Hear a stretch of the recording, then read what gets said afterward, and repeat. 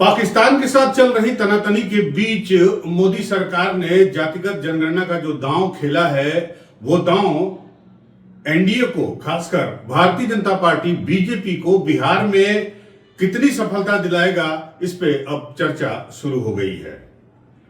NDA का ये दांव उसको गलत पड़ेगा या सही पड़ेगा, ये मास्टर स्ट्रोक होगा या फिर इसका फायदा, इसका क्रेडिट कोई और उठा ले जाएगा, और वो कोई और नहीं, नीतीश कुमार।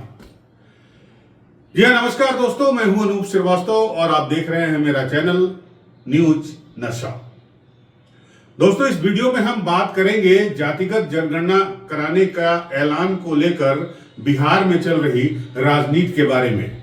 क्या इस जातिगत जनगणना कराने से या जातिगत जनगणना का ऐलान कराने से बीजेपी को बिहार चुनाव में फायदा होने जा रहा है? क्या जातिगत जनगणना बीजेपी के लिए मास्टर स्ट्रोक साबित होगा?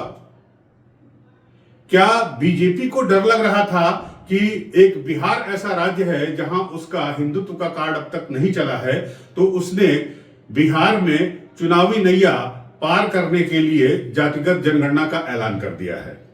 यह तो आप भी समझते होंगे कि बिहार में जब तक चुनाव होंगे और चुनाव के परिणाम आएंगे, तब तक जो है जाति जनगणना नहीं हो सकती है या नहीं होगी। उसके बाद ही जो है वो जाति जनगणना होगा, अगर केंद्र सरकार चाहेगी। तो बिहार के लिए और बिहार चुनाव के लिए ये ऐलान बीजेपी के लिए लिटमस टेस्ट साबित होगा, क्योंकि इस ऐलान के बाद जो पहला बड़ा चुनाव होने जा रहा है वो बिहार में ही होने जा रहा है। हम इस पर चर्चा करेंगे, आप बने रहिए हमारे साथ वीडियो के अंत तक। और अगर आपको हमारा वीडियो पसंद आए तो हमारे चैनल को लाइक, सब्सक्राइब करना बिल्कुल मत भूलिएगा। गौरतलब है कि बिहार में लोकसभा चुनाव में एनडीए को 10 सीटों का नुकसान हुआ था।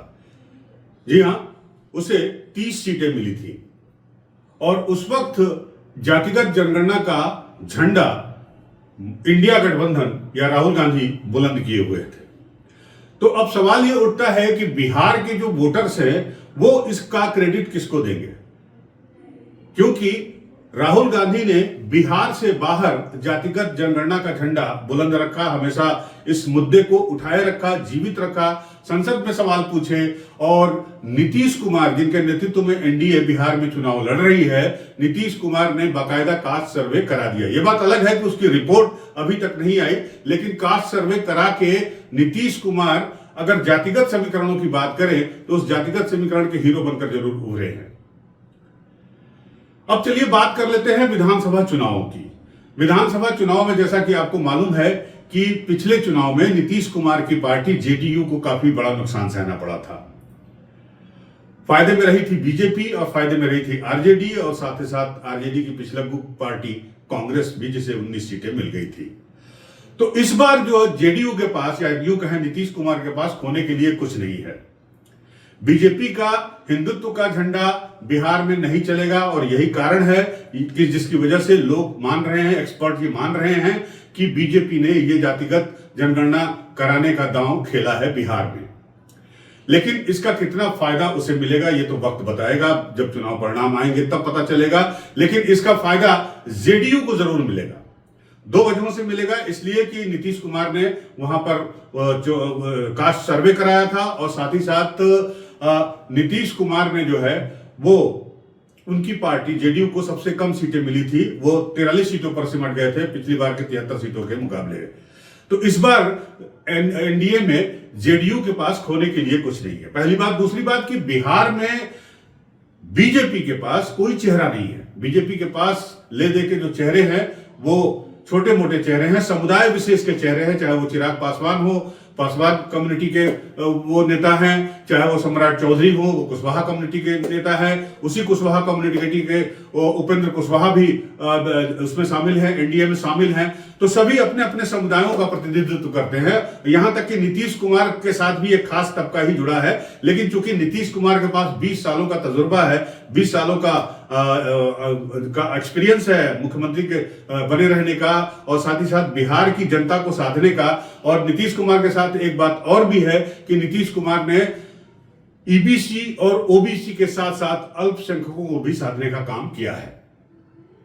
तो क्या बिहार में चुनाव इस बार जो है वो समुदाय विशेष पर केंद्रित होंगे, पार्टी विशेष पर केंद्रित होंगे, या फिर कैंडिडेट विशेष पर केंद्रित होंगे।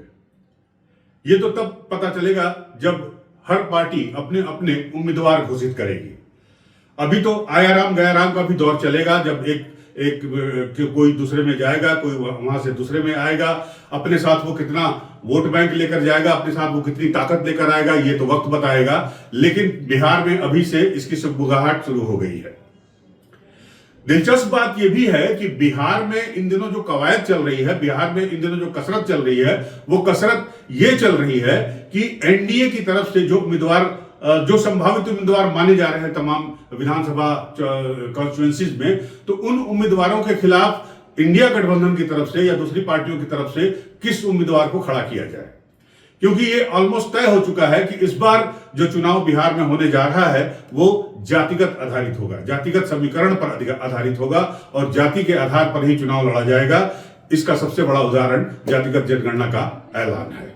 बड़ा सवाल बीजेपी के लिए यह भी है कि वो किस तरह से फ्लोटिंग वोट्स को साधेगी।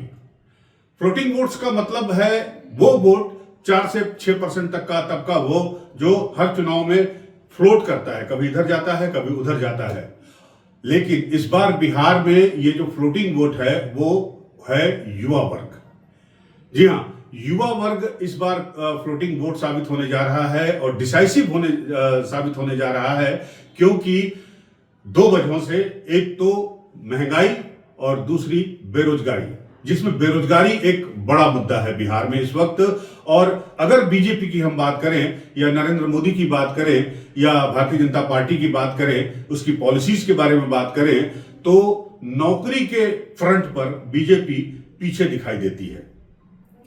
और याद रखिए कि अगर बिहार में हिंदुत्व कार्ड नहीं चला बीजेपी का, जो कि पिछली बार नहीं चल पाया था लोकसभा चुनाव में, तो इस बार ये महंगा पड़ने जा रहा है।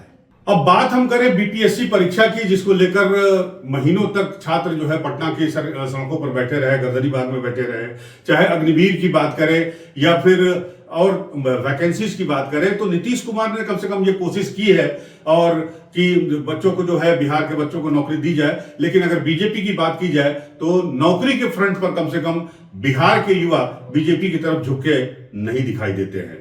तो ये एक बड़ी समस्या बीजेपी के सामने होगी युवाओं को साधने की। इसके अलावा जो दूसरा वोट बैंक है बिहार में वो है अल्पसंख्यक का वोट बैंक। अल्पसंख्यक का वोट बैंक भी काफी इस बार जो है वो डिसाइसिव साबित होने जा रहा है। और अल्पसंख्यक का वोट जो आरजेडी और कांग्रेस के साथ रहता है, और यही वजह है कि कांग्रेस को इस बार उम्मीद है कि कांग्रेस भी अगर गेन करेगी बिहार चुनाव में, तो वो अल्पसंख्यक वोटों की बदौलत गेन करेगी और युवाओं के बल पर गेन करने की कोशिश करेगी। क्योंकि राजीव गांधी ने 2 मुद्दे बहुत जबरदस्त तरीके से उठाए हैं। नंबर 1 युवाओं का, बेरोजगारी का, और दूसरा वक्फ बोर्ड का। वक्फ बोर्ड पर जो अल्पसंख्यक है वो नीतीश कुमार से कहीं न कहीं असहमत दिखाई दे रहा है। तो इसका खामियाजा नीतीश कुमार को भुगतना पड़ सकता है, और नीतीश कुमार को अगर इसका खामियाजा भुगतना पड़ा तो इसका नुकसान सीधा सीधा बीजेपी को होगा, जो बिहार में कम से कम इस बार इस कोशिश में लगी हुई है कि नवंबर में एक बार चुनाव हो जाए तो हो सकता है कि इस बार एनडीए की जो सरकार वहां पर बनेगी उसमें बीजेपी का मुख्यमंत्री बनाने की कोशिश बीजेपी कर सकती है। और संभवतः यही वजह है कि अभी तक नीतीश कुमार के नाम का औपचारिक ऐलान नहीं किया गया है कि बिहार में एनडीए अगर चुनाव जीतती है तो वो नीतीश कुमार को ही एक बार फिर से मुख्यमंत्री पद की शपथ दिलाएगी। तो बड़ा ही दिलचस्प हो चला है बिहार का चुनाव। डे बाय डे इसकी दिलचस्पता बढ़ती जा रही है और एक के बाद एक तर्कस से तीर छोड़े जा रहे हैं। इसमें एक फैक्टर और शामिल है, वो है पीके का। लेकिन पीके की पार्टी जो है जनसुराज, वो कहां तक जा पाएगी और कितनी सीटों पर वो चुनाव लड़ेंगे, और जितनी सीटों पर वो चुनाव लड़ेंगे उसमें से कितनी सीटों पर वो उनकी पार्टी या उनकी पार्टी के उम्मीदवार अपनी जमानत बचा पाएंगे, ये भी देखना बड़ा दिलचस्प होगा। कितना वोट वो काट सकते हैं। लेकिन जो हमारा अंदाजा है, जो हमारी बातचीत होती है, उससे ऐसा लगता है कि पीके की पार्टी जो के उम्मीदवार अगर उनको 2-4 हजार वोट मिल जाएं तो बड़ी बात होगी, और उनके उम्मीदवार ज्यादा से ज्यादा उम्मीदवार अगर अपनी जमानत बचा पाए तो और भी बड़ी बात होगी। लिहाजा पीके फैक्टर तो मुझे नहीं लगता कि इस बार काम करने जा रहा है। जो फैक्टर काम करने जा रहा है बिहार में वो सिर्फ और सिर्फ जातिगत समीकरण है, जाति है और इसी जाति के आधार पर न सिर्फ सारी पार्टियां अपने उम्मीदवार खड़ा करेगी बल्कि इसी जाति के आधार पर पार्टियां वोट भी मांगेगी। लेकिन जाति जनगणना का ऐलान करने से बीजेपी को उन जातियों का वोट मिलेगा, ये थोड़ा सा मामला संशय में दिखाई देता है। तो बनी रहेगी हमारी नजर, आप भी हमारे साथ बने रहिए। मिलते हैं आपसे अगले वीडियो में, तब तक के लिए नमस्कार, जय हिंद। और आप हमसे जुड़े रहने के लिए सब्सक्राइब करें YouTube पर, फॉलो करें Twitter पर और लाइक करें Facebook पर। और ज्यादा जानकारी के लिए आपको टाइप करना होगा सिर्फ न्यूज नशा।